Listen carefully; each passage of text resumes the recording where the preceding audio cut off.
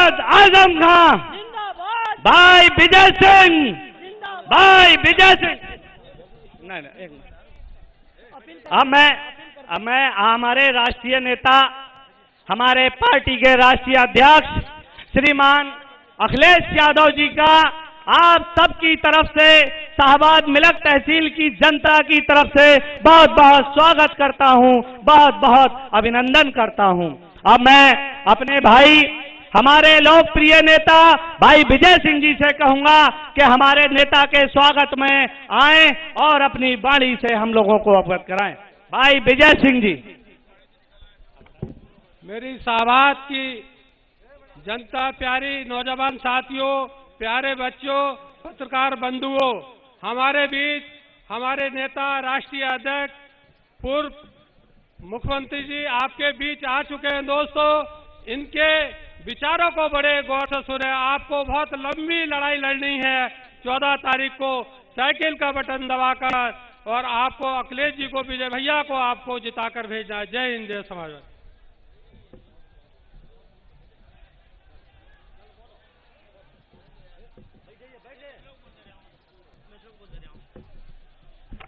मथुरा वृंदावन की गली गली में बात चली, मथुरा वृंदावन की गली गली में बात चली, फिर नया रूप रखकर उतरा द्वापर त्रेता का महाबली। मेरे नेता, मेरे अखिलेश कैसे जादू वाले हो, बस एक अकेली ताकत ने पूरे हिंदुस्तान को हिला डाले हो। जय Akhilesh, Samajwadi party, Samajwadi party, Mulayam Singh Yadav, Akhilesh Yadav, Samajwadi party. बहुत बहुत धन्यवाद वकील साहब। अब मैं हमारे भाई श्री हरज्ञान सिंह यादव जी, ब्लॉक प्रमुख साहब से कहूंगा कि वो आए और हमारे नेता के स्वागत में 2 शब्द कहें। माननीय हरज्ञान सिंह यादव जी। भैया, इस देश और प्रदेश के युवाओं की धड़कन हमारे समाजवादी पार्टी के राष्ट्रीय अध्यक्ष आदरणीय श्री अखिलेश यादव जी, सपा प्रत्याशी भाई विजय सिंह जी, पत्रकार साथियों, तमाम भाइयों और क्षेत्र की जनता, माताओं बहनों, साथियों, आज हम देख रहे हैं समाजवादी पार्टी का जो जन सैलाब उमड़ाव है वो इसलिए है कि हम भारतीय जनता पार्टी की नीतियों से परेशान थे। किसान परेशान था, युवा परेशान था, नौजवान परेशान था, माता बहनें परेशान थी।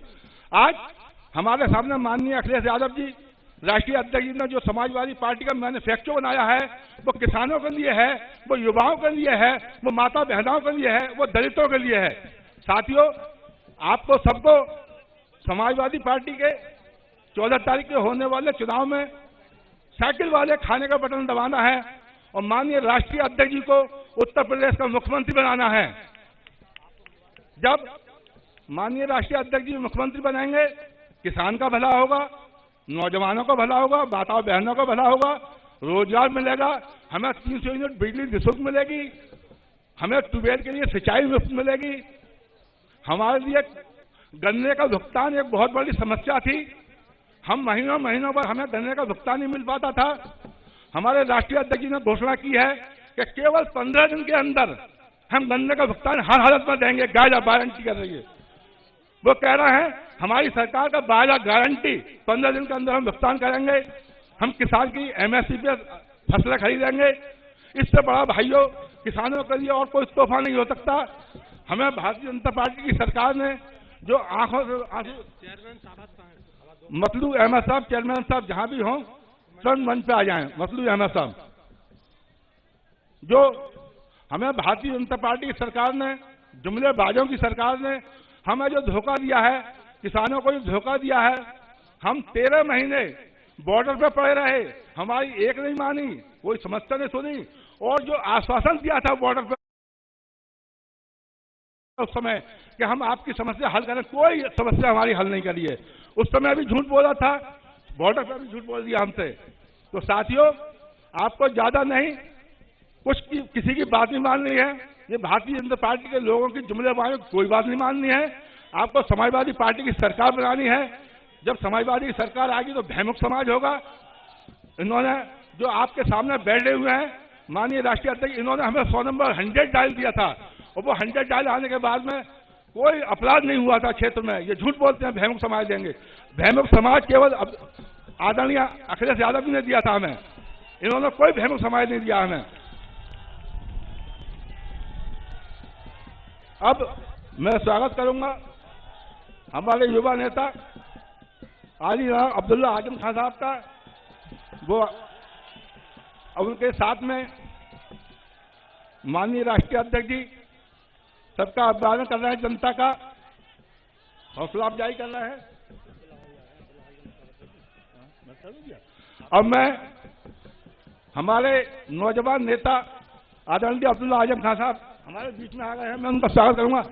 माननीय अब्दुल्ला आजम खान साहब, माननीय अब्दुल्ला खान साहब, आदरणीय मोहम्मद आजम खान, आदरणीय मोहम्मद आजम खान, समाजवादी पार्टी, समाजवादी पार्टी, अखिलेश यादव, अखिलेश यादव, मुलायम सिंह यादव, मुलायम सिंह यादव। साथ अब मैं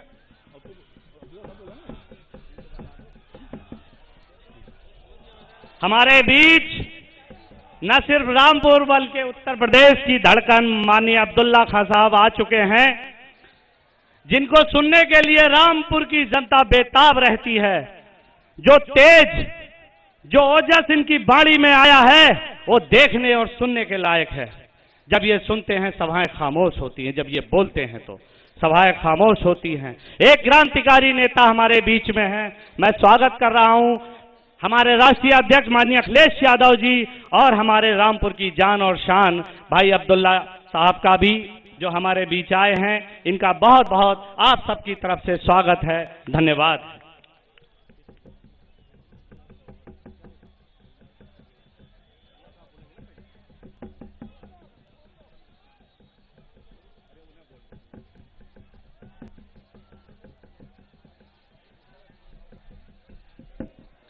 अब मैं हमारे रामपुर की आन और वान, हमारे दिलों की धड़कन माननीय अब्दुल्ला साहब से मैं ये गुजारिश करूंगा कि वो आए और सारे लोग उनका तालियों के साथ और एक नारे के साथ स्वागत करें, समाजवादी पार्टी।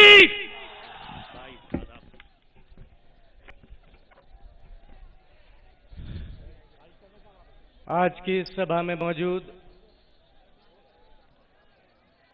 हम सबके नेता, समाजवादी पार्टी के राष्ट्रीय अध्यक्ष और इंशाअल्लाह होने वाले उत्तर प्रदेश के अगले मुख्यमंत्री जनाब अखिलेश यादव साहब, आज की ये महफिल, ये सभा जिस शख्स के लिए सजाई गई है और अब से ठीक करीबन 1 महीने बाद शाहबाद के होने वाले विधायक विजय सिंह साहब, चेयरमैन साहब हरज्ञान सिंह जी, तमाम पार्टी के नेता और खास तौर पर शाहबाद की ये इनकलाबी आवाम, जिसकी तादाद इस बात को साबित कर रही है कि आने वाला कल, आने वाली सरकार और आने वाली 10 मार्च समाजवादी पार्टी और अखिलेश यादव साहब के नाम होगी। मैं आपके बीच आया था आज से कुछ ही रोज पहले और मैंने आपसे एक बात कही थी। शाहबाद वालों, मैं आज भी आपसे वही बात दोहराने आया हूं।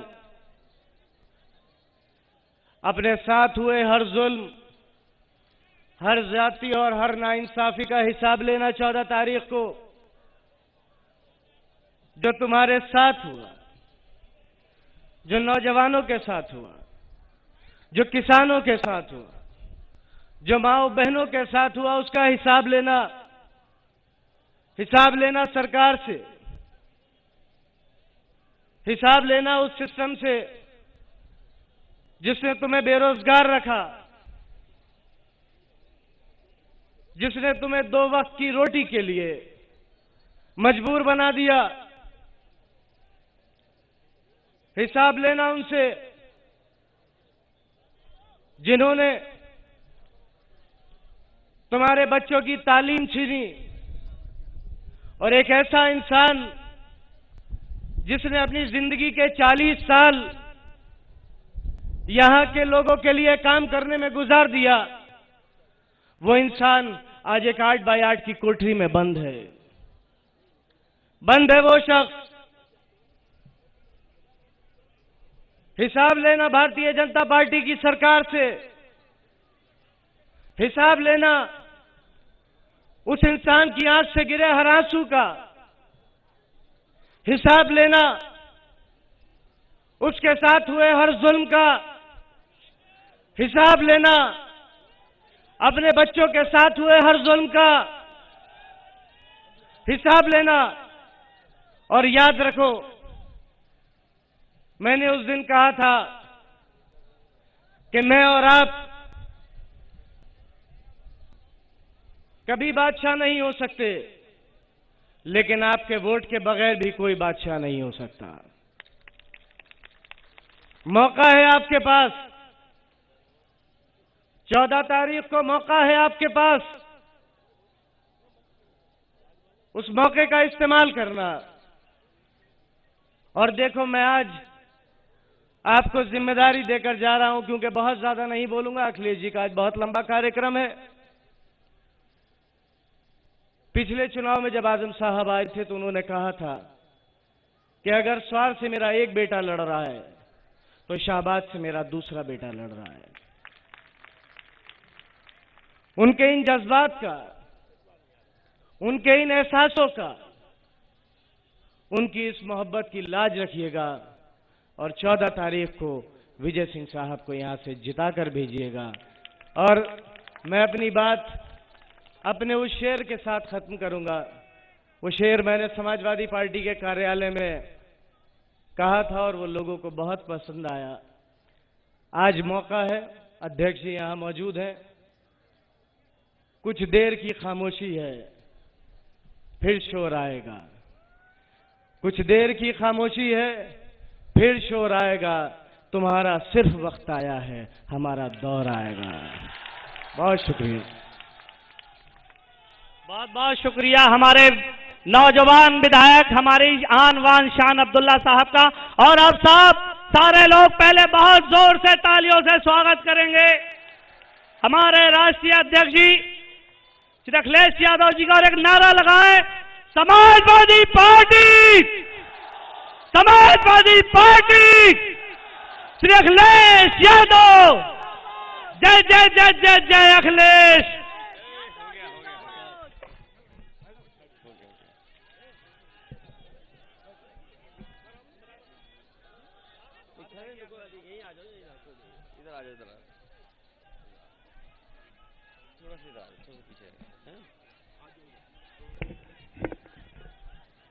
बस एक बार हो गया। हमारे साथ मंच पर पूर्व विधायक अब्दुल्ला जी, हमारे साथ मंच पर समाजवादी पार्टी के पूर्व में रहे ब्लॉक प्रमुख हरज्ञान सिंह यादव जी, मंच पर उपस्थित सुनील पांडे, जावेद खान साहब, मतलूब अहमद साहब, वंदन सिंह यादव जी, निधि गोपाल यादव, अमर सिंह यादव, प्रेमपाल जी, महेंद्र सिंह जी, आरिफ प्रधान जी, फैजान खान साहब और बड़ी संख्या में सभी समाजवादी पार्टी के नेता, महिला सभा की अध्यक्ष लीलावती कुशवाहा जी, इस चुनावी सभा में उपस्थित हमारे सभी आदरणीय बुजुर्ग, किसान भाई, नौजवान साथी और हमारे पत्रकार बंधुओं, मैं सबसे पहले आए हुए सभी हमारे बुजुर्ग और किसान भाई, नौजवान साथियों का बहुत बहुत धन्यवाद और आभार प्रकट करना चाहता हूं। मैं देख रहा हूं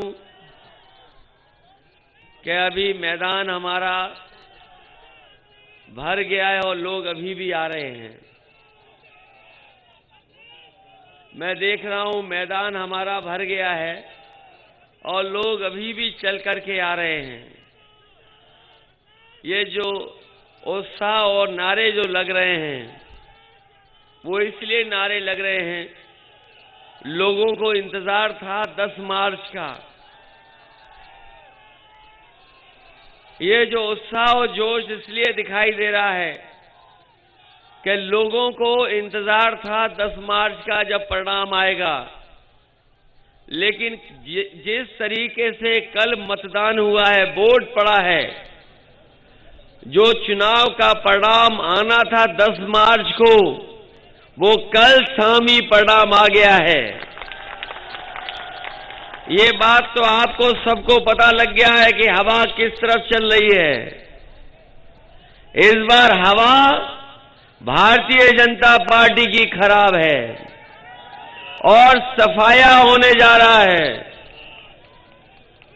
जहां पर चुनाव पहले चरण में था, वहां पर जनता ने, किसानों ने, हर वर्ग के लोगों ने भारतीय जनता पार्टी का सफाया कर दिया है। और रहा बचा ये दूसरे चरण का जो चुनाव होने जा रहा है, सहारनपुर से लेकर के रामपुर और आगे तक जो चुनाव है, इसमें भारतीय जनता पार्टी का नामो निशान भी खत्म हो जाएगा, कोई जीतने वाला नहीं है। बताओ, ये मान लूं मैं, कहने मान लूं रामपुर से सफाया होगा,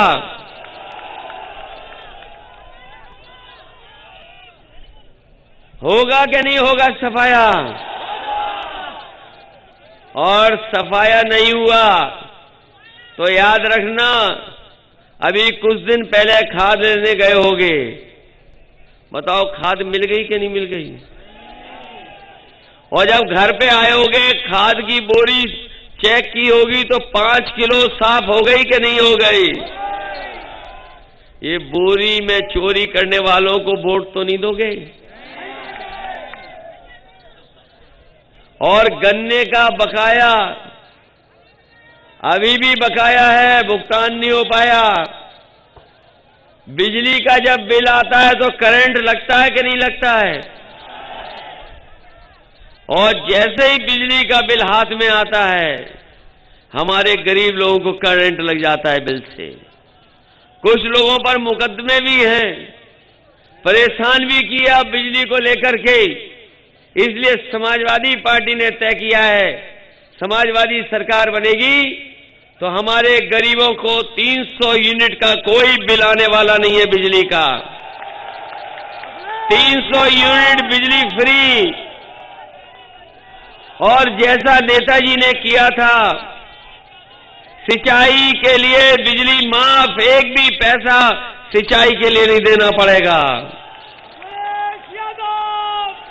ये हमारे पुराने कर्मचारी लोग जानते होंगे, ये कर्मचारी लोग लगातार मांग कर रहे थे कि उनकी पुरानी पेंशन बहाल हो। जो अधिकारी कर्मचारी थे वो मांग करते थे पुरानी पेंशन बहाल हो। और जब हम चले जाएं तो किसी भी कर्मचारी से पूछ लेना कि बताओ आप पुरानी पेंशन बहाल चाहते थे कि नहीं चाहते थे। समाजवादी पार्टी ने तय किया है, सरकार बनने के बाद हमारे कर्मचारियों की पुरानी पेंशन बहाल होगी और सरकार के खजाने से ऐसा पैसे का इंतजाम करेंगे कि उनको आने वाले समय में भुगतान में कोई दिक्कत न हो। ये अभी मैं सुन रहा था, गन्ने के भुगतान को लेकर के न जाने कितनी परेशानी उठानी पड़ती है, परेशानी उठानी पड़ती है, लोगों को धरना में बैठना पड़ता है, अधिकारियों के खिलाफ खड़ा होना पड़ता है। लेकिन समाजवादी पार्टी ने तय किया है कि हमारे किसानों को गन्ने के भुगतान के लिए धरने पर नहीं बैठना पड़ेगा। हम लोग 15 दिन के अंदर किसानों के गन्ने का पैसा भुगतान कराने का काम करेंगे और उसके लिए बजट से अलग से पैसा रखेंगे। किसान अपना गन्ना देगा और 15 दिन के अंदर उसका भुगतान हो जाएगा। इसका बुरा मत मानिए, ये भी बीजेपी के खिलाफ है। आप चलो बगल में पूछ लेना, बीजेपी के खिलाफ वोट दोगे कि नहीं दोगे? ये भी दे देगी बीजेपी के खिलाफ। ये देखो बीजेपी गई।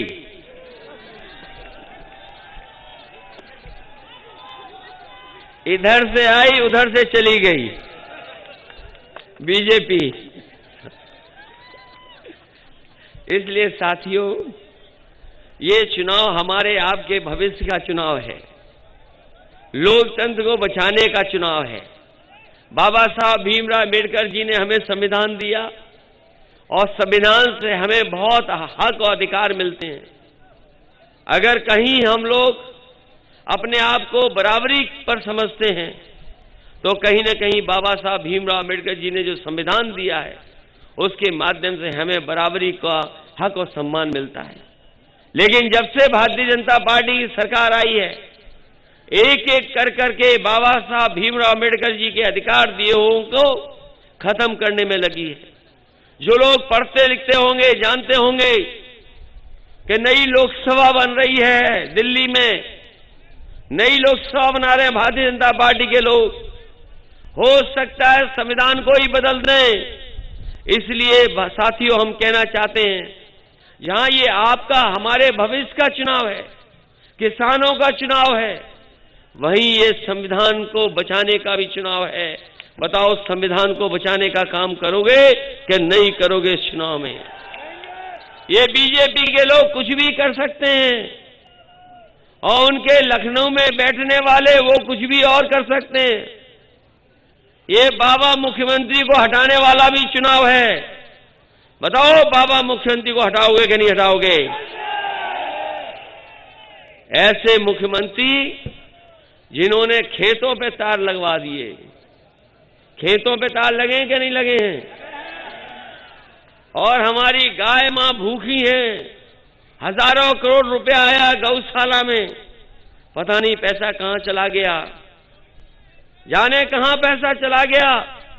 हजारों करोड़ रुपया आया था गौशाला गाय मां की सेवा के लिए, लेकिन वो पैसा पता नहीं कहां चला गया। हमारे खेतों में किसानों को तार लगाने पड़ गए और कोई भी फसल पैदा की होगी हमारे किसानों ने तो किसी भी फसल की कीमत इन्होंने नहीं दी। बताओ, किसी फसल की कीमत मिली हो तो बताओ। महंगाई बढ़ गई कि नहीं बढ़ गई? ये कहते थे हवाई चप्पल में चलने वाले को हवाई जहाज में बैठाएंगे, और जब से भारतीय जनता पार्टी की सरकार आई है डीजल पेट्रोल महंगा कर दिया है। गरीब आज गाड़ी नहीं चला सकता, गरीब की गाड़ी नहीं चल पा रही, नौजवान की मोटरसाइकिल नहीं चल पा रही।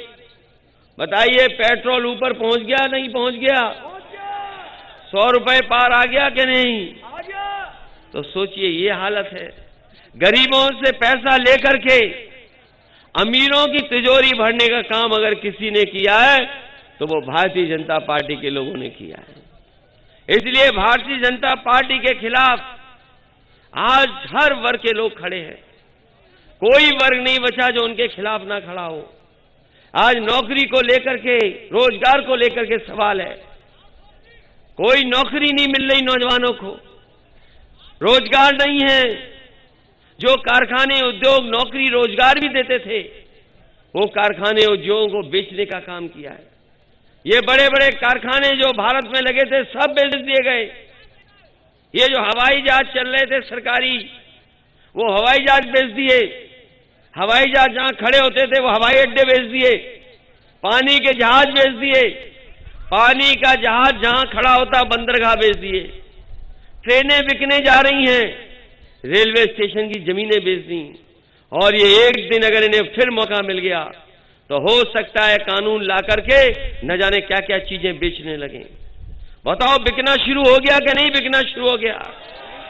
जिस समय बीमारी में हमें और आपको परेशानी उठानी पड़ी, सब कुछ इलाज के लिए इंतजाम करना पड़ा, किसी की आमदनी नहीं हुई, किसी की आय नहीं बढ़ी। जिस समय कोरोना की बीमारी आई, लॉकडाउन लगा, सब कुछ बंद हो गया। कारखाने उद्योग बंद हो गए, बाजार बंद हो गए, कोई नहीं चल पाया। उस समय हमारे आपके पैसे धंधे भी बंद हो गए और उस समय का हिसाब किताब लगाओ, देश के कुछ उद्योगपति न जाने कहां पहुंच गए। और अभी अखबार में आया है कुछ दिन पहले, जो पीछे पीछे थे उद्योगपति, वो आज भारत के नंबर 1 उद्योगपति बन गए हैं। सोचिए, गरीब गरीब होता जा रहा है, जिन पे पैसा था वो सबसे ऊपर पहुंच गए। ये गरीबों की सरकार नहीं है, ये अमीरों और उद्योगपतियों की और बड़े लोगों की सरकार है। बताओ गरीबों, आपको, नौजवानों को, क्या गरीबों की आमदनी बढ़ी? नौजवानों को नौकरी रोजगार मिले? और हमारे बाबा मुख्यमंत्री कहते हैं कि सरकार आएगी तो गर्मी निकाल देंगे। हमारे बाबा मुख्यमंत्री, जिन्हें कुछ नहीं पता, लैपटॉप भी नहीं चला पाते। ये जो मोबाइल हमारे नौजवान गांव वाले सीख गए हैं, आप में से जितने बैठे थोड़ा बहुत चला लेते होंगे, लेकिन हमारे बाबा मुख्यमंत्री मोबाइल भी नहीं चला पाते हैं। अभी कह रहे थे हमने लैपटॉप बांट दिया, स्मार्टफोन बांट दिया। बताओ रामपुर वालों, किसी को मिला स्मार्टफोन, लैपटॉप? कहीं मिला हो तो बता दो। नहीं मिला है। नौजवानों, किसी को नहीं मिला होगा। और समाजवादियों ने जो भी दिया होगा, आज भी चल रहा होगा, आज भी बंद नहीं हुआ होगा। तो जो लोग गर्मी निकाल रहे थे, हम नौजवानों को कहना चाहते हैं, हम लोग रोजगार और फौज में नौकरी और पुलिस में नौकरी निकालने का काम करेंगे, तब जाकर के भारतीय जनता पार्टी की गर्मी निकलेगी।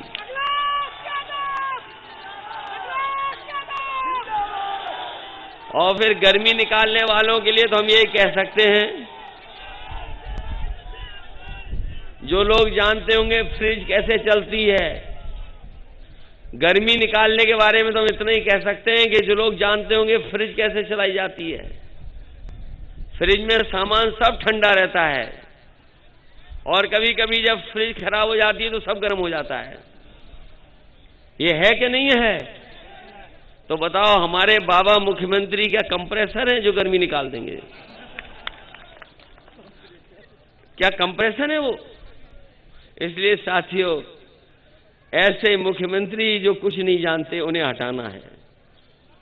हटाना चाहते हो कि नहीं हटाना चाहते? इस बार उत्तर प्रदेश की जनता ने तय किया है, ये झूठ बोलने वालों का जहाज उत्तर प्रदेश में नहीं उतरेगा इस बार। इनके नेता झूठ बोलते हैं। छोटा नेता है तो छोटा झूठ बोलता है, बड़ा नेता है तो बड़ा झूठ बोलता है, और सबसे बड़ा नेता है तो सबसे बड़ा झूठ बोलता है। ये बात है कि नहीं है? छोटे नेता है तो छोटा झूठ, बड़े नेता है तो बड़ा झूठ, और सबसे बड़े हैं तो सबसे बड़ा झूठ बोलते हैं। पहली बार झूठ बोला था कि नोटबंदी होगी तो भ्रष्टाचार खत्म हो जाएगा। बताओ, कहां भ्रष्टाचार खत्म हो गया? जब से ये पुलिस का 100 नंबर से 112 हुआ है, ये हमारी पुलिस भी कबाड़ा हो गई है। बताओ, बर्बाद हो गई कि नहीं बर्बाद हो गई? और ये डबल इंजन की सरकार में, डबल इंजन सरकार में भ्रष्टाचार डबल हुआ है। हुआ है डबल के नहीं हुआ है? इसलिए चुनाव बहुत महत्वपूर्ण चुनाव है। यहां आपके भविष्य का चुनाव है, वहीं ये उत्तर प्रदेश के भविष्य का भी चुनाव है। उत्तर प्रदेश का भविष्य कैसे बने, उस दिशा में ले जाने का काम हमें और आपको करना है। ये वोट डालने का अधिकार हमें मिला है। ये आपका एक एक वोट बदलाव लाएगा। बताओ, बदलाव लाओगे कि नहीं लाओगे?